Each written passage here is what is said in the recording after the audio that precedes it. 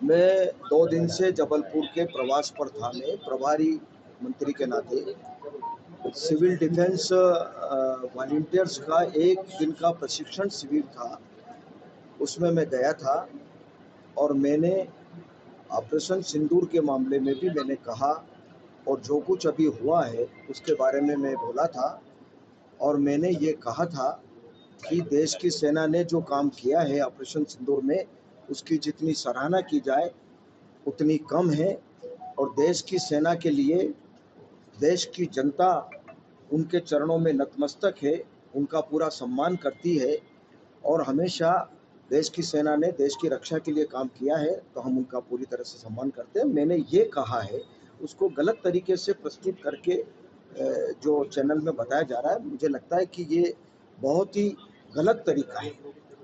मैंने पूरा सम्मान करने की बात कही है और देश की जनता सेना के चरणों में, भारत की सेना के चरणों में प्रणाम करती है, नतमस्तक है, ये शब्द मेरे हैं। आप अच्छी तरह से उस वीडियो को देखेंगे।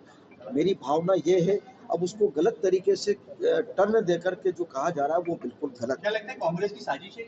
अब मुझे लगता है साजिश ही है, या तो साजिश है और या विचलित हो रहे हैं।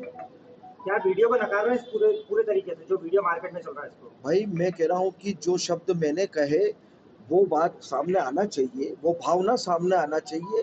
किसी की भावना को गलत तरीके से प्रस्तुत आप करोगे तो ये बिल्कुल ही गलत होगा, ये न्याय नहीं होगा, ये अन्याय है, वास्तव में गलत है। टेम्परिंग हुई है, क्या आप मानते हैं कि इस तरह ये गलत तरीके से प्रस्तुत किया गया।